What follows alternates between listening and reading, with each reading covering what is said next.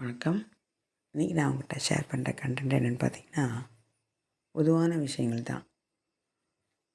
இப்போது நான் உங்கள்கிட்ட பேசிகிட்டு இருக்கிறது, உங்களுக்கு ஏதாவது ஒரு பயன் இருந்தால் நீங்கள் கேட்பீங்க இல்லைங்களா? அப்போது நான் எனக்கு என்ன பயன் தருதுன்னு நினச்சி இதை பேசுகிறேன்.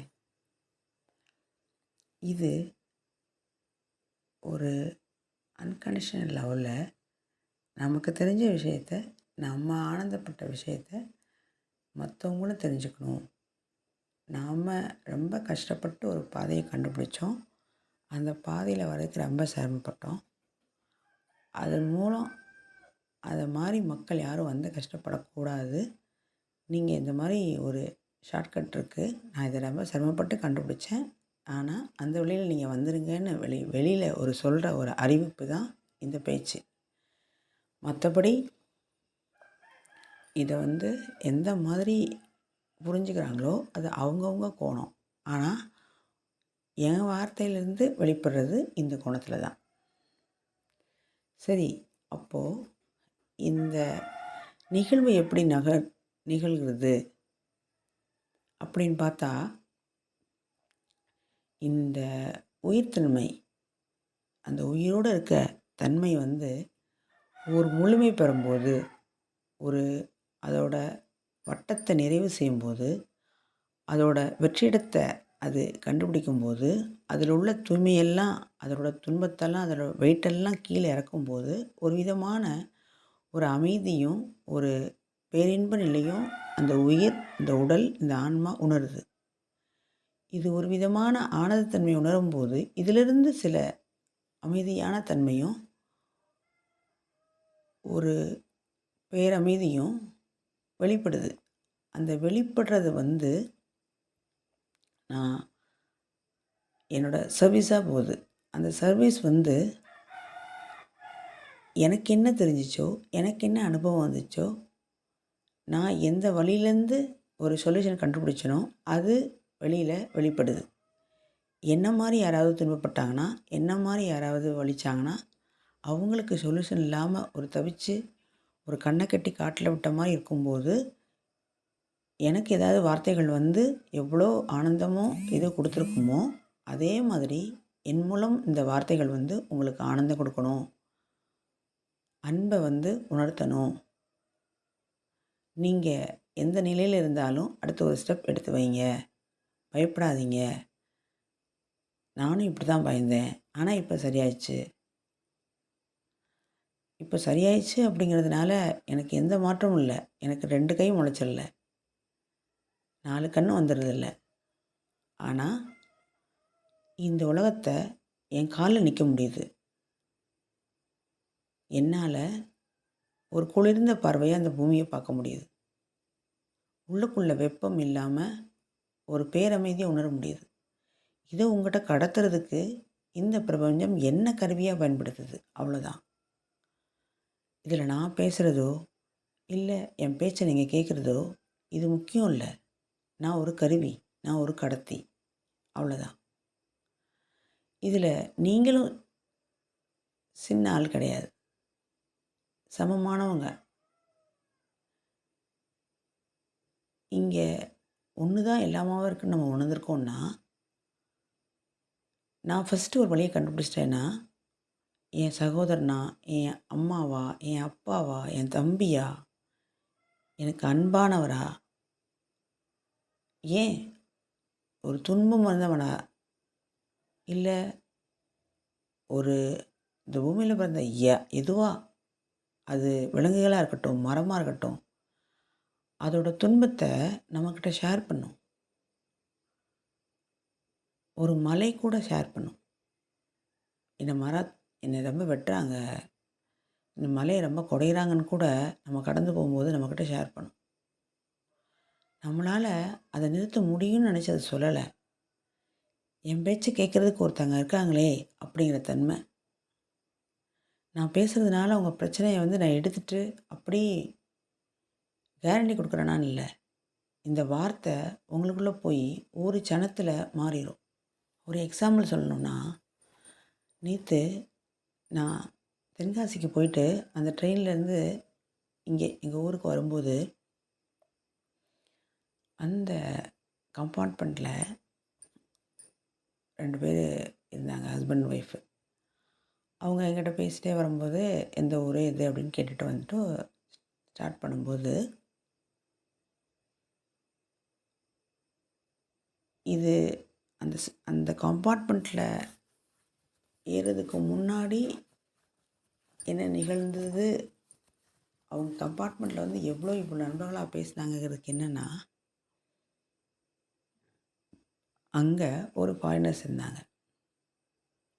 ஆக்சுவலாக நான் என்ன சொல்ல வந்தேன், இதன் மூலம் நான் என்ன சொல்ல வரேன் அப்படின்னா, நீங்கள் அன்பு வச்சுருந்தீங்கன்னா, உங்ககிட்டேருந்து அன்பு வெளிப்பட்டதுன்னா, அது உலகம் தாண்டி, இந்த கண்டம் தாண்டி போகிறது உண்மையானா, ஃபாரின் கண்ட்ரிஸ் உள்ள பீப்புள் கூட நம்ம கூட ஈஸியாக கனெக்ட் ஆகுங்கிறதுக்காண்டி சொல்கிறேன். என்கிட்ட அந்த ஸ்டேஷனில் நெதர்லாந்துலேருந்து 2 கப்புள் வந்திருந்தாங்க. ஆக்சுவலாக அவங்களுக்கு ஃப்ரெஞ்சும், ஜெர்மனியும், இங்கிலீஷும் மட்டும்தான் தெரியுது. மற்ற லாங்குவேஜ் தெரியல. நமக்கு ஃப்ளூயண்ட்டாக இங்கிலீஷ் பேச தெரியலனாலும் ஓரளவுக்கு இங்கிலீஷ் பேச தெரியும். அப்படிங்கிற சுச்சுவேஷனில் அந்த கம்யூனிகேஷன் நடக்குது. அவங்க பேசுகிறாங்க. ஏன் அவங்ககிட்ட இந்த மாதிரி பேச வேண்டிய சுச்சுவேஷன் ஏற்பட்டுச்சுன்னா, அவங்கக்கிட்ட இருக்க பொருளை வந்து நம்ம ஊரில் இந்த பிச்சை கேட்பாங்கள்ல, ஒரு ஒரு பிளாட்ஃபார்ம்லேயோ ஒரு பஸ் ஸ்டாண்ட்லேயோ, அந்த மாதிரி கேட்குறவங்க போய் இவங்ககிட்ட நிற்கும்போது அவங்கக்கிட்ட இருக்க பொருளை கொடுக்குறாங்க. அவங்ககிட்ட ஒரு கடலை மிட்டாய் பாக்கெட்டும் ஒரு கூல்ட்ரிங்க்ஸும் அவங்கக்கிட்ட கொடுத்தாங்க. அதை வாங்கிட்டு போனோடனே அதை பார்த்துட்ருக்க இந்த பக்கத்தில் உட்காந்துருப்பாங்களே பிளாட்ஃபார்மில், அவங்க போய் ஏதோ இது ஃப்ரீயாக கொடுக்குறாங்க போல், இது மாதிரி நம்மளும் வாங்கலான்னு சொல்லிட்டு அந்த ஒரு ஃபேமிலியில் உள்ள ஒரு குழந்தைய போய் வாங்கிட்டு வான்னு சொல்கிறாங்க. இவங்க போய் அந்த குழந்தை போய் திரும்ப அந்த அந்த நெதர்லாந்து பீப்புள்கிட்ட வாங்குறாங்க. உடனே அந்த லேடி கூட அப்போயும் அந்த அவங்க கையில் இருந்த ஒரு கூல்ட்ரிங்க்ஸ் பாட்டில் எடுத்து கொடுத்துட்டு, திரும்ப எடுத்து போய் அந்த கேண்டீனில், ரயில்வே ஸ்டேஷன் கேண்டீனில் போய் இன்னொரு கூல்ட்ரிங்க்ஸ் வாங்கிட்டு வந்து வச்சுக்கிட்டாங்க பக்கத்தில். இப்போ தான் நான் பேச வேண்டிய நிர்பந்தத்துக்கு ஆளானேன். அப்போ நான் நம்ம பீப்புள்கிட்ட, இந்தியன் பீப்புள்கிட்ட, இங்கே பாருங்கள், அவங்க வந்து சேல்ஸ் தானமாக கொடுக்கல, நீங்கள் அவங்ககிட்டருந்து வாங்கினீங்கன்னா அவங்க கடையில் போய் வாங்கிட்டு வராங்கன்னு நான் சொன்னேன். பக்கத்தில் இருந்த என் பொண்ணு, நீ அமைதியாக இருமா, இதெல்லாம் சொல்ல வேண்டான்னு. ஆனால் இது நம்ம சொல்லாமல் இருக்க முடியல.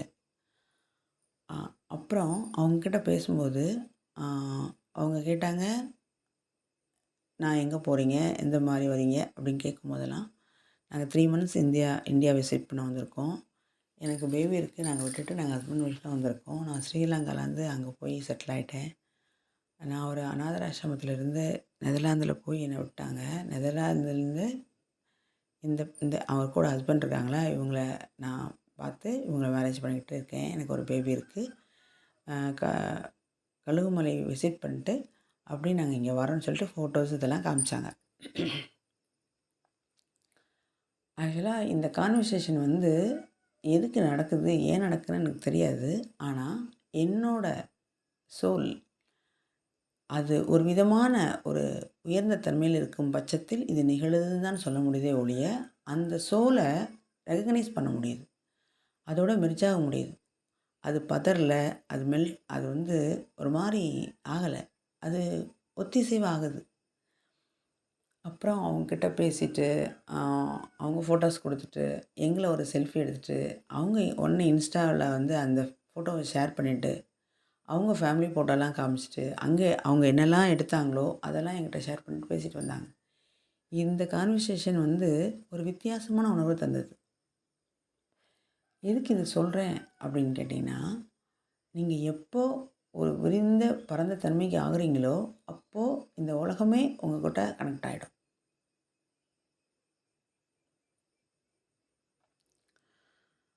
இந்த இந்த நிமிஷத்தில் வந்து அப்போது நான் வேறு ஒரு கண்ட்ரிலேருந்து ஒரு பீப்புளே கனெக்ட் ஆகி என்கிட்ட பேசி அந்த அந்த ட்ரெயின் வர்ற ஒரு 10-15 நிமிஷத்தில் இவ்வளோ கனெக்ட் ஆகி ஒரு இதில் போகும்போது, இதை பேசிகிட்டு இருக்க நான், இதை கேட்டிருக்க நீங்கள் ஏன் கனெக்ட் ஆக முடியாது?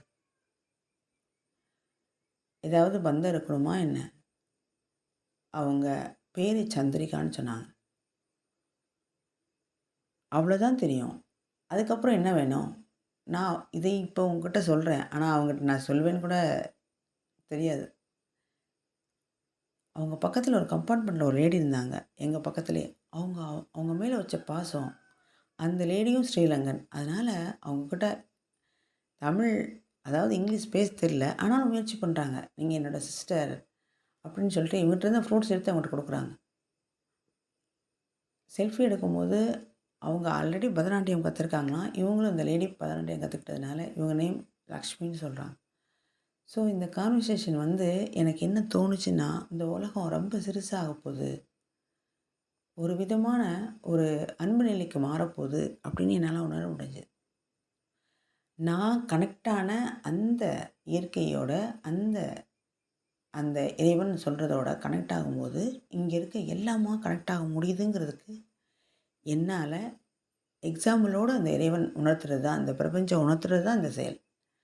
இது மட்டும் இல்லை, யார் துன்பத்தில் இருக்காங்களோ, யார் என் ஃப்ரீக்குவன்சியில் இருக்காங்களோ, அவங்க என்னை நோக்கி கவர்ந்து வந்துடுறாங்க. இதையும் தாண்டி ட்ரெயினில் 2 கேர்ள்ஸ், அது 24, 23 ஒரு ஒரு பெண்கள்கிட்டையும் நான் பேச முடிஞ்சுச்சு என்னால். அவங்க என்கிட்ட இயல்பாக ஒரு இப்போ நான் இத்தனை வீடியோவில் பேசினேன்ல, இந்த மாதிரி நீங்கள் யாருனே தெரியாது, நான் யாருனே தெரியாது பேசுகிறோம்ல, அதே மாதிரி அந்த ட்ரெயினில் அந்த பொண்ணு யாருனே தெரியாது, நான் தெரியாது. ஆனால் அந்த பொண்ணுக்கு வாழ்க்கையில் ரொம்ப பெரிய அதிசயமான விஷயங்கள்லாம் சொல்ல வேண்டிய நிர்பந்தமும், அந்த பொண்ணு கேட்க வேண்டிய நிர்பந்தமும் ஏற்பட்டுச்சு லைஃப்பில். நான் சொல்கிறேன் இல்லையா, பெண்கள் கல்யாணத்துக்கு அப்புறம் இப்படி இருக்கணும், கல்யாணத்துக்கு முன்னாடி இப்படி இருக்கணும், இதை கற்றுக்கணும். அந்த பொண்ணும் கேட்டுச்சு, நானும் சொன்னேன். அந்த சோல் நான் யாருன்னு தெரிஞ்சுக்கணும். இப்போ நான் இந்த பேசுகிறதுனால அவங்க யாரோ விளம்பரப்படுத்தணும்னு இல்லை. அது கடந்து போயிடுச்சு. ஆனால் அது அன்பாக மாறிடுச்சு. அது ஒரு பாறையாக இறுகி போய் நிற்கலை. அது ஒரு ஆற்று வெள்ளம் மாதிரி ஓடிடுச்சு. ஓடிக்கிட்டே இருக்கட்டும், அவ்வளோதான். மனிதர்கள் எங்கேயும் போய் இப்போ நான் பேசுகிறேன்னா என் என் உருவத்தை பார்த்து இப்போ எல்லோரும் என்ன நினைக்கிறேன்னா, ஒரு குருவில் போய் பார்த்து சிக்கிக்கிறோம். அந்த குருவில் போய் திரும்ப அடிக்ட் ஆகுது, அந்த குரு நம்மளை பார்க்கணுங்கிறது. நான் கூட இந்த யூடியூப்பில் இதுக்கு முன்னாடி ஒரு போட்டதில் இந்த சூட்சும பயணம் அப்படிங்கிறதுல போட்டிருந்தேன் இல்லையா, அதில் ஒருத்தரை கூட சொல்லிட்டேன் நான். அது கூட அவர் பெர்மிஷன் இல்லாமல் போட்டது எனக்கு தப்போ அப்படின்னு தோணுச்சு. நாம் உணர்ந்த இன்பம் மற்றவங்களுக்கு கஷ்டம் வந்துடக்கூடாது. அவர் எந்த மாதிரி நினச்சிப்பாருங்கிறத தெரியாமல் அவர் பெர்மிஷன் இல்லாமல் அதை பேசிட்டேன்னு எனக்கு பேசினதுக்கு அப்புறம் தான் உணர்ந்துச்சு. ஒரு 50 பேர் பார்த்ததுக்கப்புறம் அந்த வீடியோ அழிக்கவா அப்படின்னு கேட்கும்போது என் உள்ளுணர்வு சொல்லிச்சு, வெளியே வந்துருச்சு. அது வெளியே வந்ததுக்கப்புறம், அந்த வார்த்தை வந்ததுக்கப்புறம் அதை மறைச்சு, அது நான் யாரும் பார்க்குறதுக்கு முன்னாடி அழிச்சிருந்தா கூட பரவாயில்ல. இவ்வளோ பேர் பார்த்தாச்சு. அழிச்சா என்ன ஆகுது? சரி, இந்த இந்த இந்த உணர்வு இப்படியே போட்டுமே. இந்த நேரத்தில் ஒன்று சொல்லணும். நம்ம வேண்டியிருப்போம்ல, நம்ம கேட்டிருப்போம்ல, நம்ம சாபம் விட்டுருப்போம்ல, அதுதான் நம்மளை நோக்கி வருது. ஒரு நாள் நீங்கள் யாரையோ ஒருத்தவங்களை தாவ விட்டுருப்பீங்க. என் கண்ணு முன்னாடி நீ கஷ்டப்படுவ பாருன்னா, அது உங்கள் குழந்தையாகவும், உங்கள் மாமியாராகவும், உங்கள் மாமனாராகவும், உங்கள் கூடயே இருக்க ஒரு அம்மாவாகவும், உங்கள் அப்பாவாகவும் தான், உங்கள் சகோதரனாகவும் தான் வருவாங்க. கூடயே இருக்கிற உணர்வுகளாக. அதனால் முடிஞ்ச வரைக்கும் இந்த வார்த்தைகளை பயன்படுத்தாமல் இருக்கலாம். ஏன்னா அந்த வார்த்தைகள் யாருக்காண்டியோ இல்லை, நமக்காண்டியது.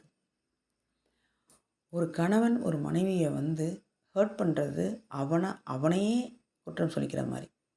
அதனால் முடிஞ்ச வரைக்கும் அந்த வார்த்தைகளை கொஞ்சம் பயன்படுத்தாமல் இருக்கிறது உத்தமம். நீ அன்பு கொடுத்தினா அன்பு பல மடங்கு வரும்.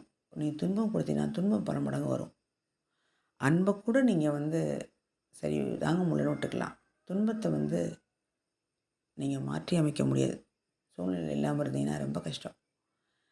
நாமளே ஒரு துன்பத்தை விதைச்சிட்டு நாமளே அறுவடை செய்யும்போது நாமளே கதறினா எப்படி? அது மாதிரி தான் இருக்குது. இந்த இன்சிடெண்ட் சொல்கிறதுனால ஒரு எக்ஸாம்பிள் சொல்லி புரிய வைக்கிறதுக்கே ஒழிய, மற்றபடி நான் யாருன்னு ப்ரூவ் பண்ணுறதுக்கோ, எனக்குள்ளே இந்த மாதிரி சக்தி இருக்கோ அப்படின்னு இல்லை. ஆனால் ஒன்று, நான் வள்ளலார்கிட்ட கனெக்ட் ஆகி நான் பேசும்போது எனக்கு என்ன தோணுச்சுன்னா, அந்த உள்ளுணர்வு, நான் என்ன கனவு வச்சுருக்கேன்னு தெரிஞ்சால் தானே நீங்கள் என்கிட்ட வருவீங்க. நான் டாக்டர்னு சொன்னால் நீங்கள் உங்கள்கிட்ட நோயாளி என்கிட்ட வருவார். நான் வக்கீல்னா என்கிட்ட உங்கள் பிரச்சனையை சொல்லுவீங்க. அப்போது நான் சோல், நான் ஆன்மா. அந்த ஆன்மாவுக்கு ஏதாவது உங்களுக்கு காயம் இருக்கா? நான் உங்களுக்கு ஏதாவது அந்த இதில் உதவி பண்ண முடியுமா? உயிருக்கு எங்கேயாவது காயம்பட்டிருக்கா? இதன் மூலம் உடல் ஏதாவது சூட்சும உடல்லையோ ஸ்தூல உடல்லையோ ஏதாவது பாதிப்பு இருக்கா? இதை கண்டுபிடிச்சி